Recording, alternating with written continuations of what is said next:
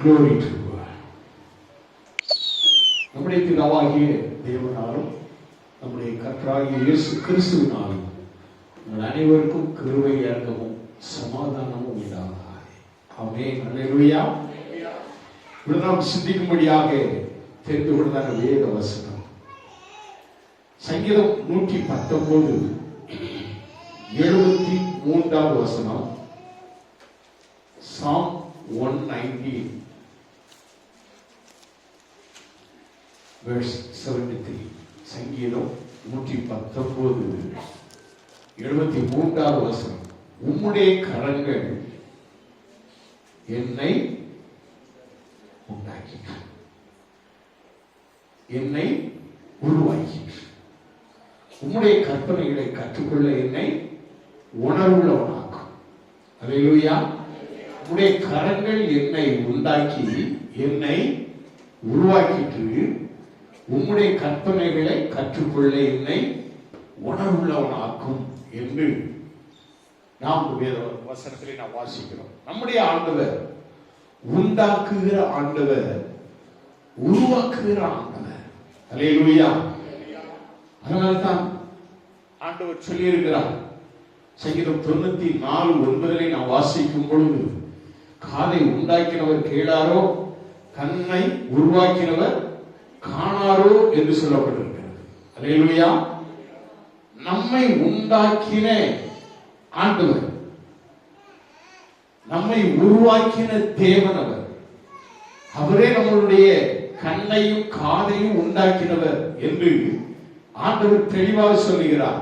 நீதிமொழிகள் 20:18 நாம் வாசிக்கும் பொழுது, கேட்கிற காதும் காண்கிற கண்ணும் ஆகிய இவ்விரண்டையும் கர்த்தர் உண்டாக்கினார் என்று நாம் வேதத்திலே வாசிக்கிறோம். அல்லேலூயா.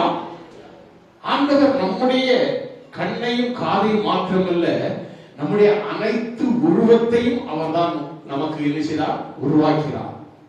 அதனால்தான் சங்கீதக்காரன் சொல்லுகிறார், சங்கீதம்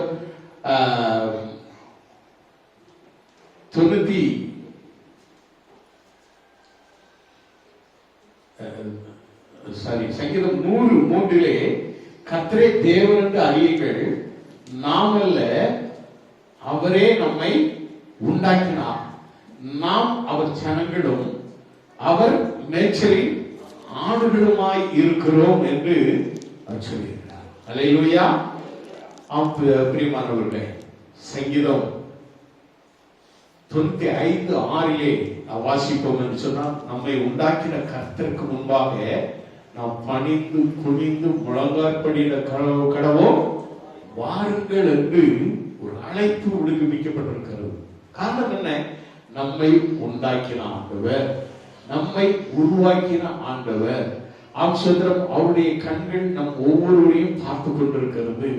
நாம் எப்படி இருக்கிறோம், எப்படி வாழுகிறோம், நம்முடைய வாழ்க்கை முறை எப்படி இருக்கிறது, நாம் எந்த ரீதியாக இருக்கிறோம் என்று அவருடைய கண்கள் பூமி எங்கும் சுற்றி பார்க்கிறது.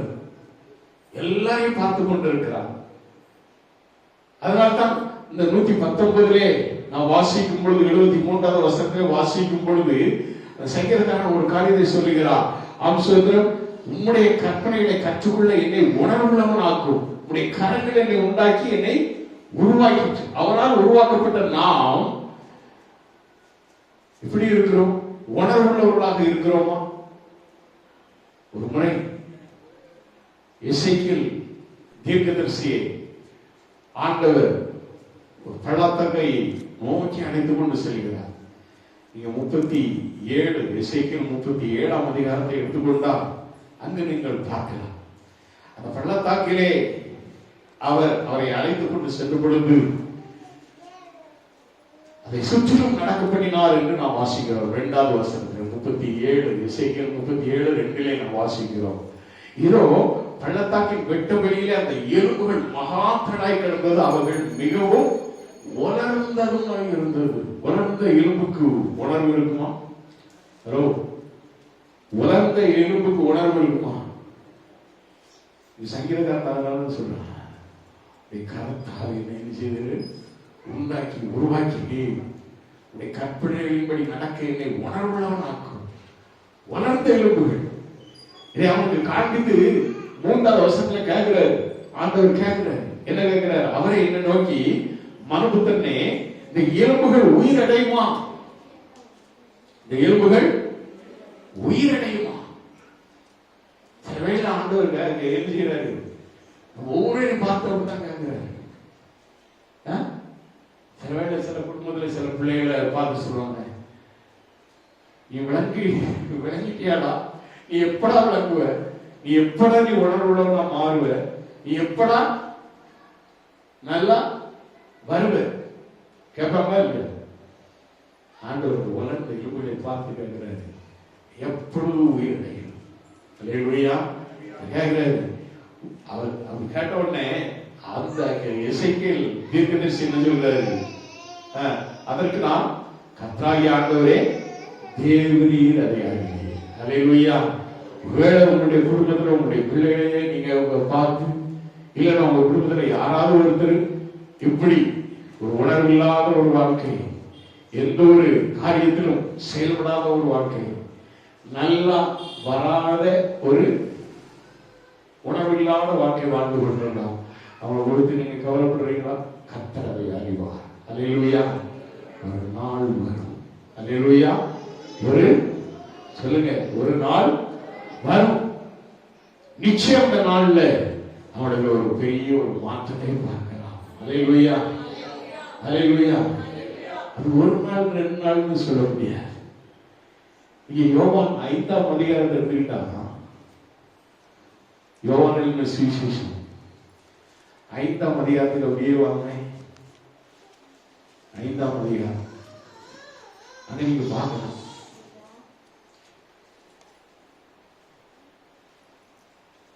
5ஆம் வசனத்தை வாசிங்க. 38 வருஷம் வியாதி கொண்டிருந்த ஒரு மனுஷன் அங்கே இருந்தார். அல்லேலூயா. எத்தனை வருஷம்? ஆண்டவர் அந்த இடத்தை சந்திக்கிறாரு. அவர் இந்த சந்தித்து இந்த ஊழியர் செய்த நாட்கள் அந்த அவருடைய வருஷத்துல 30, அவருடைய வயசு 33 வருஷம். அதுக்கு முன்னாலேயே சுகவீனமா இருக்கிறார். 33 வருஷம் தான் ஆண்டவர் அவர் நம்முடைய பூமியிலே இருந்த நாட்கள். அவருக்கு உலகத்துல பிறக்கிறதுக்கு முன்னாலேயே இவனை சுகவீனமா இருந்தான். யோசிக்கிறார். இவனை நான் சில நேரம் நினைப்பேன், யார இந்த திரசா குளத்தருகே இருந்த இவரை நான் என்ன அங்க வாங்குறேன்? 38 வருஷமா 38 வருஷமா சோம்பேறியா, விளங்காதவனா, உருப்படாதவனா, உணர்வு இல்லாதவனா, உழைக்காதவனா, சுத்திக்கிட்டே இருந்த ஒரு மனுஷன் யாருன்னா நெல்சன். அல்லேலூயா. ஆண்டவர் ஒரு நாளிலே என்னை சந்தித்தார். Praise God. அல்லேலூயா. என்னை உணர்வுள்ளவனாக மாற்றினார். உணர்ந்து போன என்னுடைய வாழ்க்கையை என்ன செய்தார்? அதை நிரப்பினார்.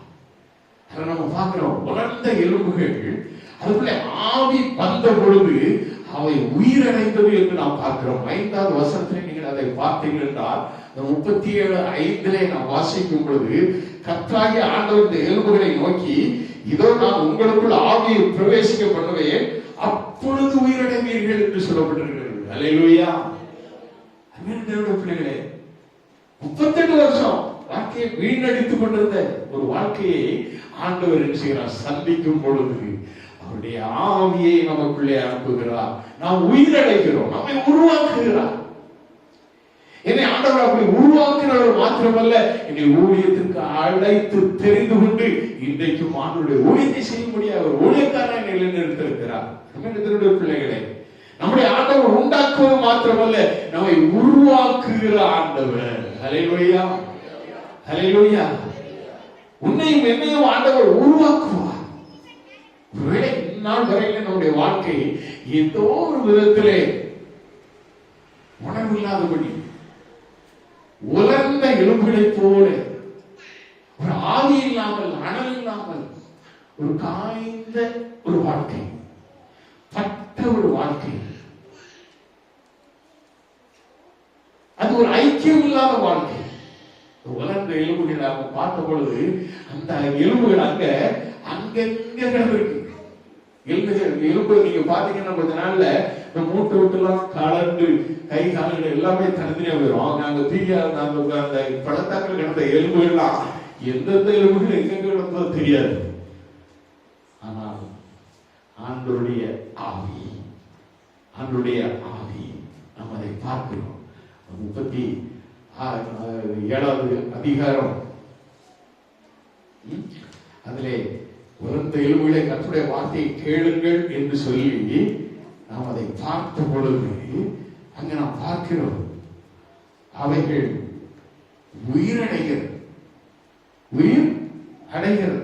அங்கு ஒரு பெரிய ஒரு சத்தத்தை நாம் பார்க்கிறோம்.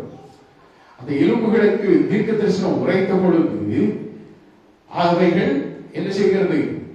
ஒரு பெரிய சத்தத்தோடு ஒன்றுக்கொன்று இணைகிறதை நாம் பார்க்கிறோம். அல்லேலூயா.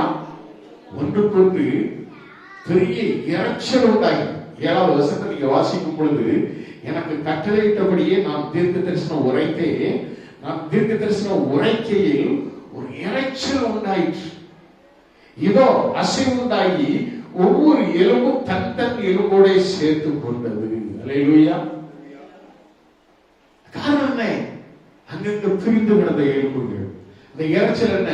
அப்படியே இங்க கிடக்க எலும்பு, அங்க கிடந்த எலும்பு எல்லாம் அப்படி ஒன்று கொண்டு அப்படி போகும்போது ஒருவேளை அப்படி கிராசிங் ஆகி டச் ஆகி போயிடும் இல்லையா? ஒரு பெரிய இரைச்சல், நமக்குள்ள ஒரு பெரிய இரைச்சல் வரும், ஒரு அசைவானது வரும். உணர்வு இல்லாத ஒரு ஜீவியத்திலே ஒரு உணர்வு வரும்போது நம்மளுக்குள்ள ஒரு அசைவு வரும். அல்லேலூயா. அது வேற நம்ம இஷ்டப்படிதான் வரணும். நம்ம ஆண்டவர் அமைதியை பார்த்துக்கிடுவார். நல்லா ஞாபகம் சொல்லுங்க. சில வேளைகளிலே ஆண்டவர் அமைதியா இருந்து பார்த்துக்கிட்டே இருப்பார். என்ன செய்யலாம்? நான் வேதம் என்ன சொல்லுகிறேன்? தாயின் கருவில் உருவாகும் முன்னே நான் உன்னை அறிந்தேன் என்று ஆண்டவர் சொல்கிறார். அல்லேலூயா. நம்மை அறிந்திருக்கிற ஆண்டவர், அப்பொழுதே நம்மை தெரிந்து கொண்ட ஆண்டவர், நாம் உருவாகும் முன்னையே நம்மை அறிந்த ஆண்டவர். என்ன செய்யறாரு? அப்படியே போக்குல விட்டுடுவாரு. ஒரு நாள் சந்திப்பார். அல்லேலூயா. 38 வருஷம் அவன் பார்க்கிற பிரதஸ்தா படம் தருவியே இருக்கிறான். அவன் பார்த்து ஆண்டவர் கேட்கிறாரு. அவன் பார்த்து அவனை கண்டு என்று சொல்கிறார். அப்ப கர்த்தருடைய கண்கள் எவ்வளவு அவனை பார்க்கிறது. எத்தனை பேர் இருக்கிறாங்க. அவன் ஒருத்தர் மட்டும் ஆண்டவர் பார்க்கிறாரு. என்ன பார்க்கிறாரு? 38 வருஷம் ஒரு உணர்வு இல்லாம படுத்திருக்கிறான். அவன் மட்டும் அப்படியே படுத்த அதுவே சுகம் இருக்கிறான். 38 வருஷம் அப்படிங்கும்போது ஒரு காரியம் நம்ம யோசிக்கணும். ஒரு 10 வருஷம் என்ன பண்ணிடுவான்? ட்ரை பண்ணிடுவான். எப்படி என்ன பெருசா குளம் கலங்கும் பொழுது தேவதூதன் வந்து அப்படி கலக்கி விடுவான். அதுல முதல்ல இறங்கி அற்புதத்தை பெற்றுக் கொள்வான். அல்லேலூயா. ஒருத்தருக்கு தான் சொல்ல கிடைக்கும். ஆண்டவர் இயேசு வந்தா உலகம் அனைத்திற்கும் சொல்ல கிடைக்கும். ஒரு அலையிலே சொல்லுவான். அந்த உலகத்தை மீட்டும் ரட்சகராக அந்த உலகத்திலே வந்தார். அதனால்தான் அவர் அதை பார்க்கிறாரு. அவனை பார்த்து கேட்கிறாரு, நீ சுகமாக வேண்டும் என்று விரும்புகிறாயான்னு கேட்கிறாரு. கேட்டாரா இல்லையா? படுத்திருந்த அவனை 6வது வசனம் வாசிங்க. படுத்திருந்த அவனை இயேசு கண்டு அவன் வெகு காலமாய் வியாதியஸ்தன் என்று அறிந்து அவனை நோக்கி சுஸ்தமாக வேண்டும் என்று விரும்புகிறாயா என்று கேட்டார். ஒருவேளை அதுதான் சும்மா அநேகர் அப்படியே நாளாயிடுச்சு. 1 வருஷம் ஆயிடுச்சு, 2 வருஷம் ஆயிடுச்சு, 5 வருஷம் ஆயிடுச்சு. இன்னும் எனக்கு ஒரு காரியம் நடக்கலையே, இன்னும் எனக்கு ஒரு காரியம் நடக்கல, ஒரு புழுப்பூச்சி கூட வரல அப்படின்னு சொல்லிட்டு அவன் அப்படியே அந்த இதுல இருந்து கொஞ்சம் கொஞ்சம் கொஞ்சமா அப்படியே மனசு சோர்ந்து போகும். அவருடைய உள்ளத்திலிருந்து அந்த ஒரு எழுச்சி உணர்ந்துட்டே வரும். அந்த உணர்வுகள் முதல்ல இருந்து அந்த ஒரு பெற்றுக்கொள்ள வேண்டும். எப்படியாவது நான் ஒரு குழந்தையை பெற்று நான் தாயாக மாற வேண்டும், ஆண்டவருடைய நாமத்தை பயன்படும். அது எல்லாமே அப்படியே டிக்ரீஸ் ஆகிட்டே வரும். சில நேரத்தில் 38 வருஷமா அதே இடத்துல அப்படியே பார்த்துக்கிட்டு காலுக்கு மேல காலத்தையும் போட்டுக்கிட்டு கதறிச்சுக்கிட்டு இருப்போம்.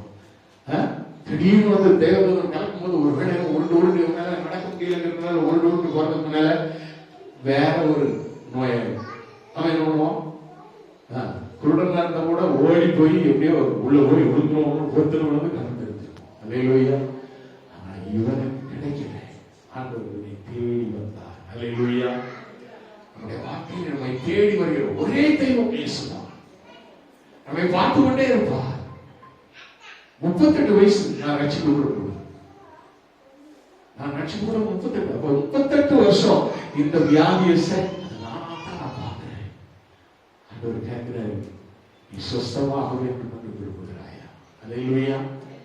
சில வேளைகளில் அந்த டைம், அந்த காலங்கள் ரொம்ப தாண்டி போகும், நீளமா இருக்கும். அது காரணம் என்னன்னா, அது நம்மிலே காணப்படுகிற அந்த உணர்வு இல்லாத ஜீவிதம். உணர்வு இல்லை. ஆண்டவரை அறிய வேண்டும் என்ற உணர்வு இல்லை. ஒரு உலர்ந்த எலும்புகளை போல ஒரு ஆவி இல்லாம ஒண்ணும் இல்லாம வாழ்ந்த வாழ்க்கை. அது நம்ம எசேக்கியேல் தீர்க்கதரிசி புத்தகத்தில் நாம் வாசிக்கும் பொழுது அந்த இதுல அந்த எலும்புகள் ஒன்றோடு ஒன்று இணைந்ததை தவிர அது எப்படி இருக்கும், எலும்பு கூடா இருக்கும். சில மேஜி காட்டுற வச்சிருப்பான் தெரியும், எலும்பு கூடுமா. ஆண்டவர் அந்த முதல்ல என்னது வரைக்கும் ஒரு எலும்புக்கு நம்மள ஆண்டவர் படைக்கும் போது பார்த்து பார்த்து படைச்சிருக்காரு. எப்படி படைச்சிருக்கிறாரு? முதல்ல எலும்பை உருவாக்கி எலும்புக்கு மேல என்னது வச்சாரு? என்னது சத்தமா வாசிங்க. 37 7-8 வருஷத்தை வாசிங்க. எசேக்கியேல் 8வது வருஷத்தை வாசிங்க. நான் பார்த்து கொண்டிருக்கையில்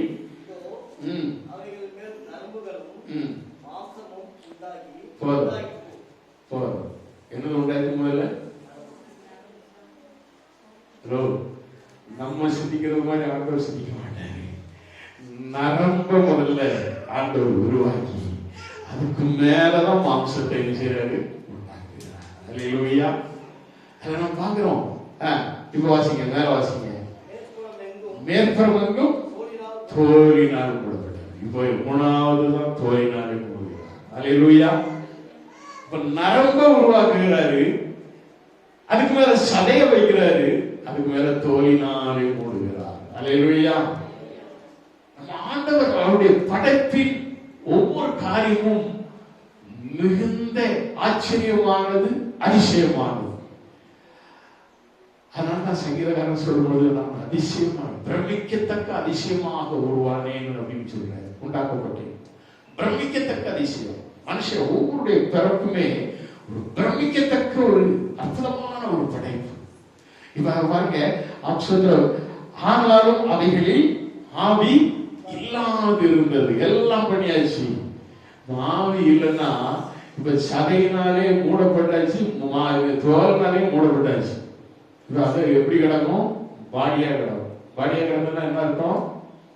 ஹலோ, அதுக்கு என்ன சொல்லுவோம்? நம்ம ஊர் பாஷையில பணம் பணமான வாழ்க்கை தான் அநேகர் வாழ்ந்து கொண்டு இருக்கிறாங்க. உயிர் இல்லாத வாழ்க்கை, ஆவி இல்லாத வாழ்க்கை. காரணம் என்ன? காரணம் என்ன? ஆண்டவரை அறிந்து வாழ்ந்தார் ஒரு உணர்வு கிடைக்கும், உயிர் பெற்று எழக்கூடிய ஒரு வாழ்வு கிடைக்கும், நல்ல ஒரு ஜீவிதம் கிடைக்கும். நமக்கு ஒன்று மட்டும் ஞாபகம் வரும், அவர்தான் நம்மை உண்டாக்கினார். அல்லேலூயா. நம்மை உண்டாக்கின கர்த்தருக்கு முன்பாக நாம் பணிந்து துணிந்து முழங்கால் படியிட கடவும் வாருங்கள் என்று சங்கீதக்காரன் அழைத்து விடுகிறாரே 95:6. அப்படியாக அவரே நம்மை உண்டாக்கினார். நாம் அவருடைய ஜனங்களும் மேய்ச்சலின் ஆடுகளுமாய் இருக்கிறோம். அல்லேலூயா. அவருடைய ஜனங்கள், நாம் இயேசுவுடைய ஜனங்கள், அவருடைய மேய்ச்சலின் ஆடுகள், அவருடைய சத்தத்துக்கு கீழ்ப்படுகிற ஆடுகளாய் காணப்படும். அல்லேலூயா. அல்லேலூயா. அருமையான தேவனுடைய பிள்ளைகளே, 38 வருஷமாக அவன் அந்த இடத்திலே அவர் படுத்திருந்த அவரை பார்த்து ஆண்டவர் சொல்கிறார், இயேசு அவரை நோக்கி எழுந்து ஒரு படுக்கை எழுந்து கொண்டு நட என்றார். 5:8 நாம் பார்க்கிறோம். யோவான் 5:8. அன்பிற்குரிய பிள்ளைகளே, நம்முடைய வாழ்வையும் உலர்ந்த நம்முடைய வாழ்க்கையை உயிர் பெற்று ஏழ செய்ய அவர் வல்லமையுள்ள தேவனாயிருக்கிறார். அல்லேலூயா. அவர்தான் நமக்காக ஜீவன் தந்த ரட்சகர். அவர்தான் நமக்காக தம்மையே ஜீவ பலியாக தந்த இயேசு கிறிஸ்து. அவரால் மாத்திரம்தான் முடியும் நம்மை உயிர் பெற்று எழச் செய்ய முடியும். அல்லேலூயா. நம்ம 37 வாசிக்கும் பொழுது 10வது வசனத்துல வாசிக்க, எனக்கு கற்பிக்கப்பட்டபடி நான் தீர்க்க தரிசனம் உரைத்தே, அப்பொழுது ஆவி அவர்களுக்குள் பிரவேசிக்க அவர்கள் உயிரடைந்து காலூன்றி மகா பெரிய சேனையாய் நின்றார்கள். அல்லேலூயா. ஒரு சபை எழும்பி நின்று மகா பெரிய சேனையாக மாறணும்னா அந்த சபைக்குள்ள என்ன இருக்கணும் சொல்லுங்க? இருக்குதா? என்ன இருக்கணும்? சத்தமா தான் இருக்கணும். கஷ்டமா இருக்கு. நான் சில கேள்வி கேட்கும்போது, இதையா ஐயா நீங்க எங்கிட்ட கேட்கீங்க, அதுக்கு இருந்தா நாங்க ஐயா இவ்வளவு லேட்டா நாங்க சர்ச்சைக்கு வரோம், வந்திருக்கோங்க முதல்ல உருண்டு இருக்காது. ஆவி இருக்கணும், ஆவி இருக்கணும், ஆவி அளவுக்கு இருக்கணும், ஒரு அபிஷேகம் இருக்கணும் நமக்குள்ளே. யாராவது படுக்கும் பொழுதே உயிர் துடிப்பு அழிந்து கொண்டிருக்கணும். அப்பதான் நாம உணர்வு உள்ளவர்கள். அல்லேலூயா. இந்த உணர்வு நமக்குள்ள இருக்கணும். துடிப்பு, இருதய துடிப்போடு நாமும் இயேசுவும், நாமும் பிதாவும் பரிசுத்தாவியானவரும் இயேசுமாய் இணைந்து இருக்கணும். அவர் மூவரும் ஒன்றாய் இருக்கிறார்கள். ஒன்றாகிய தேவன் நமக்குள்ளே இருக்கிறார். அல்லேலூயா. அந்த உணர்வு நமக்குள்ள இருந்தா காலையிலே பிடிச்சிடும், காலையிலே இருதயம் அடிக்க ஆரம்பிச்சிடும், காலையிலே ஓடணும். பிள்ளைகளே, வளர்ந்த எலும்புகள் இவங்க என்ன செய்யறது? உயிரடைந்து காலூட்டி மகா பெரிய சேனையாகிறார்கள். அல்லேலூயா. அல்லேலூயா. சபை குறித்து சொல்லப்படுகிறது. நம்முடைய குடும்பத்தை குறித்தும் அதுதான். குடும்பங்கள் உயிர் பெற்று உணர்வு பெற்று வாழ வேண்டும் என்றால் இந்த எலும்புகள் தான் தனித்தனி எலும்புகள் போல கிடந்த அது உணர்வு இருக்காது, ஐக்கியம் இருக்காது. குடும்பத்தில் ஐக்கியம் இருக்காது. குடும்பத்தில் என்ன இருக்காரு? ஒரு அன்பு இருக்காது. அன்பு இல்லாத குடும்பம், ஐக்கியம் இல்லாத குடும்பம் இது என்ன செய்யும்? அக்கா பிரிந்து கிடக்கும். வளர்ந்த எலும்புகள் என்ன செய்யணும்? ஒன்று கூட வேண்டும், அது உயிர் பெற்று எழ வேண்டும். அருமையான தேவனுடைய பிள்ளைகளே, ஆண்டவர் இதைத்தான் நமக்கு சொல்கிறார். நாம் பார்க்கிறோம், வேதம் நமக்கு சொல்லுகிறது. இதோ 59:1 ஆண்டவர் சொல்கிறார், இதோ ரட்சிக்க கூடாதபடிக்கு கர்த்தருடைய கை குறுகி போகவும் இல்லை, கேட்க கூடாதபடிக்கு அவருடைய செவி மந்தமாகவும் இல்லை. அல்லேலூயா. அல்லேலூயா. ஆண்டவரே, ஆண்டவருடைய கரம், நம்மை ரட்சிக்கிற கரம், அவருடைய கரம் ஒரு பொழுதும் குறுகி போவதே கிடையாது. நாம் ஆண்டவரை நோக்கி நாம் வேண்டிக் கொள்ளும் பொழுது, நாம் ஜெபிக்கும் பொழுது, நாம் சொல்ற கர்த்தர் நம் ஜெபத்தை கேட்கிறார். அல்லேலூயா. வேதம் சொல்லுகிறது, ஐஸ்வர்யவானும் தரித்திரனும் ஒருவரை ஒருவர் சந்திக்கிறார்கள், அவர்கள் அனைவரையும் உண்டாக்கினவர் கர்த்தர் என்று நீதிமொழிகள் 22:2 நாம் வாசிக்கிறோம். ஆப்பிரியமானவர்களே, நம்முடைய வாழ்க்கையிலே நாம் ஆண்டவருடைய பிள்ளைகள் என்பதை நாம் உணர வேண்டும். ஆண்டவர் நம்மை ஐஸ்வர்யவான்களாக மாற்றுவதற்காக அவர் என்ன செய்தார்? ஏழை கோலம் பூண்டார், தரித்திரராய் சிலுவையிலே தொங்கினார். தரித்திரராய் தொங்கினதே நாம் ஐஸ்வர்யவான்களாக முடியும். அல்லேலூயா. நம்ம ஐஸ்வர்யவான்கள் என்று சொன்னா உடனே நம்ம பணத்துல செழிப்புல இல்லை, விசுவாசத்துல ஐஸ்வர்யவான்களாக காணப்பட வேண்டும். அல்லேலூயா. விசுவாசத்தில் நாம் ஐஸ்வர்யவான்களாக காணப்படும் பொழுது கர்த்தர் நம் ஒவ்வொருடைய வாழ்விலும் அற்புதமாய் நம்மை வழிநடத்துவார். அல்லேலூயா.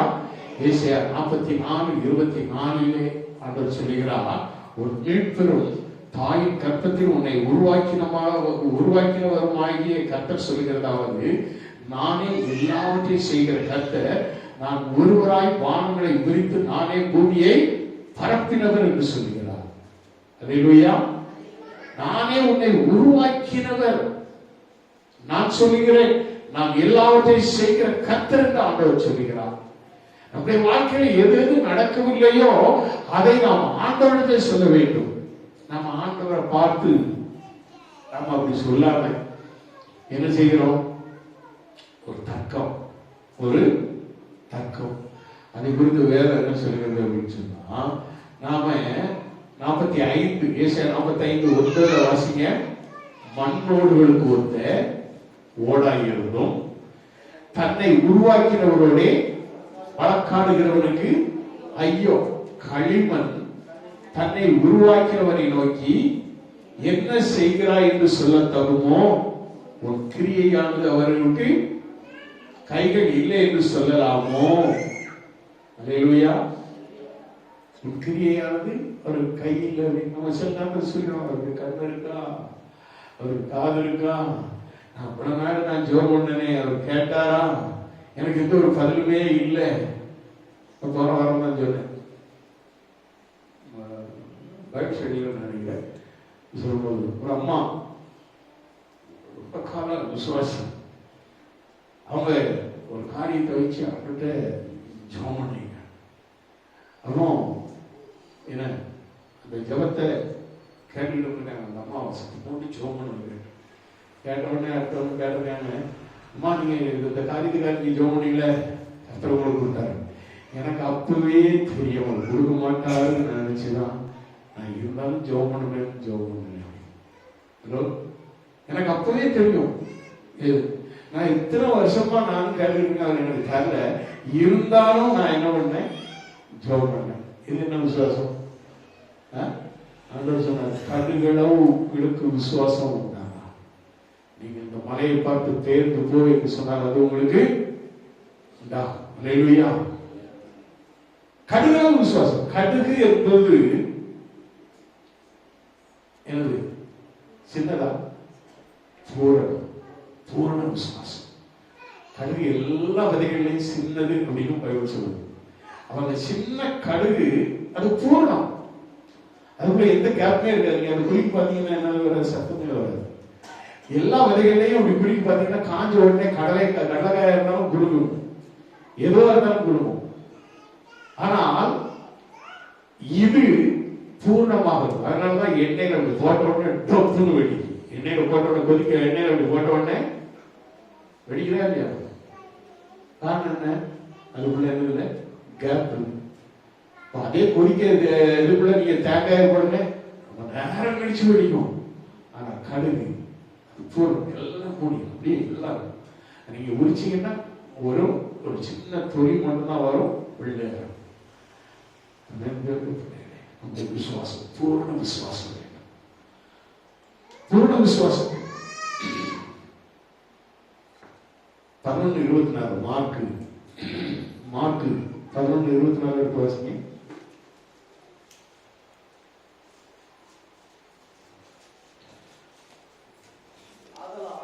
அதனால் நீங்கள் ஜெபம் பண்ணும்போது எவைகளை கேட்பீர்களோ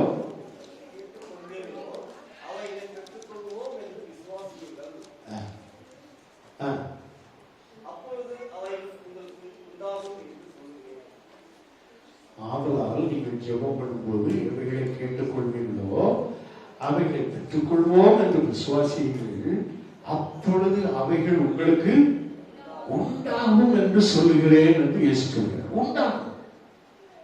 நம்ம ஜெபம் பண்ணும்போதே நாம இந்த காரியத்தை நம்ம ஜெபம் பண்றோம், ஆண்டவர் என்ன சொல்றார்? நம்ம அதை உண்டாக்கி தருவார்.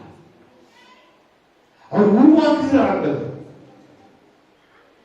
எதையும் உருவாக்குகிற ஆண்டவர். உங்களை தாயின் கருவை உருவாக்கினார், உங்களுக்குள்ள ஒரு கருவை உருவாக்க வல்லவராக இருக்கிறார். ஒரு அலையிலே சொல்லுவோமா? இது நம்ம விசுவாசிக்கணும். விசுவாசத்தோடு நம்ம ஜெபம் பண்ணணும். எத்தனை வருஷம் நடந்துச்சு. மார்க் 3ஆம் அதிகாரம் நம்ம பார்க்கும் பொழுது ஒரு மனுஷன் ஜெப ஆலயத்தில் இருந்தான். ஜெப ஆலயத்தில் அவன் ஜெபிக்கிறதுக்கு வந்தவன் தான். அவனுக்கு ஒரு கை சூப்பரா, ஒரு கை என்ன செய்வது, சூப்பர கை, 2 கையும் இருக்கு. அவனால் கை தட்டி பாட முடியாது. எவ்வளவு வேதனையா இருக்கும். அத்தனை பேருக்கு மத்தியிலே இயேசு ஒரு நாள் அந்த ஆலயத்திற்கு வந்தான். அவனை பார்த்தார். அவனை எழுந்து நடுவே நின்றார். அல்லேலூயா. சபையோடு நடுவிலே நிற்க வைத்து அவன் சுகம் அடையக்கூடாது என்று சிலரெல்லாம் முறுமுறுத்துக் கொண்டு அவர்கள் அந்த இடத்திலே காணப்பட்ட பொழுது, நீங்க அந்த மார்க் 2ஆம் அதிகாரம் 3ஆம் அதிகாரம் 2வது வசனத்துல வாசிங்க. 3ஆம் அதிகாரம்.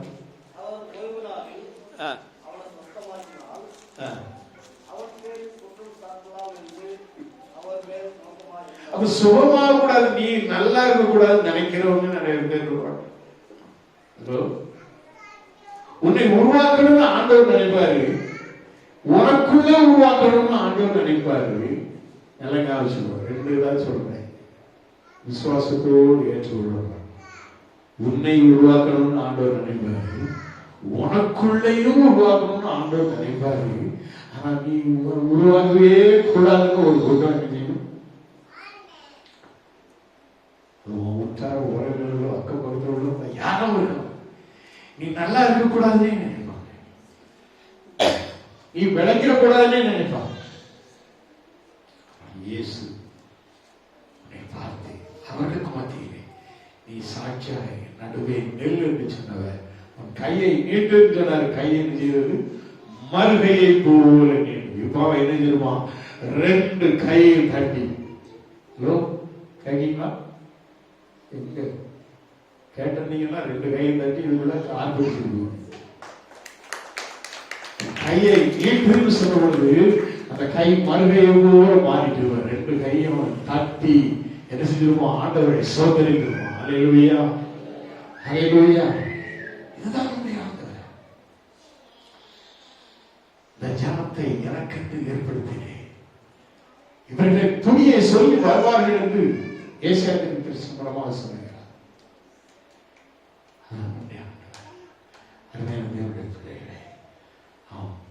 நம்முடைய ஆண்டவர் அவர் ரட்சிக்கிற ஆண்டவர், அவர் கேட்கிற ஆண்டவர், காதை உண்டாக்கினவர், கேளாரோ, கண்ணை உருவாக்கினவர் காணாரோ என்று சங்கீதம் 94:9 சொன்னதை போல நம்முடைய கண்ணை காதை உண்டாக்கினவர், உருவாக்கினவர். அவர் நம்மை பார்க்கிறவராக இருக்கிறார், நம்முடைய ஜெபத்தை கேட்கிறவராக இருக்கிறார். அவர்தான் அதை நோக்கி உங்களுடைய கரங்களை உண்டாக்கி என்னை உருவாக்கிட்டு கற்பனைகளை கற்றுக்கொள்ள என்னை உணர்வுள்ளவனாக்கும் என்று நாம் ஆண்டவரை நோக்கி நாம் செபிக்கும் பொழுது நமக்கு உணர்வை தருவார். உலர்ந்து போன நம்முடைய வாழ்க்கையை உயிரடைய செய்வார். உலர்ந்து போன நம்முடைய எலும்புகள், அவன் சொல்கிறோம், சங்கீதக்காரன் சொல்லுகிறார், யோபு சொல்லுகிறார், என் எலும்புகள் உலர்ந்து போயிற்று. அனைத்து வியாதிப்பட்டவர்கள் சில வேளைகளில் எலும்பு அப்படியே உலர்ந்து போய் கிடக்கு என்று சொல்லுவாங்க. அப்படிப்பட்ட வளர்ந்த எலும்புகளையும் உயிரிடைய செய்யும் ஒரே தெய்வம் நம்முடைய ஆண்டவர். அல்லேலூயா. ஆண்டவரை நோக்கி, ஆண்டவரே என்னை உணர்வுள்ளவனாக்கும், என்னை உணர்வுள்ளவனாக்கும். உடைய கரத்தின் கிரியை நான் என்னை, உங்களுடைய கரங்கள் என்னை உண்டாக்கி என்னை உருவாக்கிட்டு உங்களுடைய கற்பனைகளை கற்றுக்கொள்ள என்னை உணர்வுள்ளவனாக்கும். நம்ம ஆண்டவரை நோக்கி நம்ம செவிக்கும் பொழுது கர்த்தர் நம்மை உணர்வுள்ளவனாக மாற்றுவார். நாம் உணர்ந்து நாம் செவிப்போம், நாம் விசுவாசத்தோடு நாம் செவிப்போம். ஆண்டவர் நமக்கு எல்லாவற்றையும் உண்டாக்கி தருவார். 11:24 சொல்வதை போல, மார்க்கு 11:24 சொல்வது, நீங்கள் ஜெபம் பண்ணும்போது எவைகளை கேட்டுக்கொள்வீர்களோ அவைகளை பெற்றுக் கொள்வோம் என்று விசுவாசியுங்கள், அப்பொழுது அவைகள் உங்களுக்கு உண்டாகும். ஆண்டவர் உருவாக்கி உங்களுக்கு கொடுப்பார், உங்களுக்காக உண்டாக்குவார். எந்த காரியமாக இருந்தாலும் சரி, ஆசிரியர் எந்த காரியத்தை நீங்கள் முன்வைத்தாலும் உங்க கண்ணுக்கு முன்னாக கொண்டு வாங்க. இல்லாதவைகளை இருக்கவே போல அடைக்கிற தேவன் நம்முடைய தேவன். அல்லேலூயா.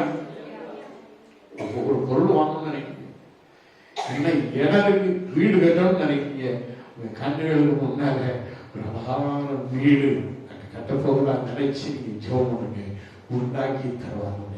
அல்லேலூயா, அல்லேலூயா. எத்தனையோ வருஷம் வீடு சும்மாவே கிடையாது, இடம் சும்மாவே கிடையாது, கட்டணும்னு நினைச்சு இல்லையா, ஆண்டவர்கிட்ட ஜெபம் பண்ணுங்க.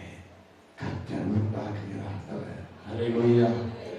உண்டாகும், அவைகள் உங்களுக்கு உண்டாகும். அவர் நம்மை உண்டாக்குகிற ஆண்டவர், நம்மை உருவாக்குகிற ஆண்டவர். நிச்சயமாக நம்முடைய விசுவாசத்தை இன்னும் அதிகமாக உருவாக்கி தேவைகளை எல்லாம் சந்திப்பார். அவருக்கு மகிமை உண்டாகும். ஆமென். God bless you.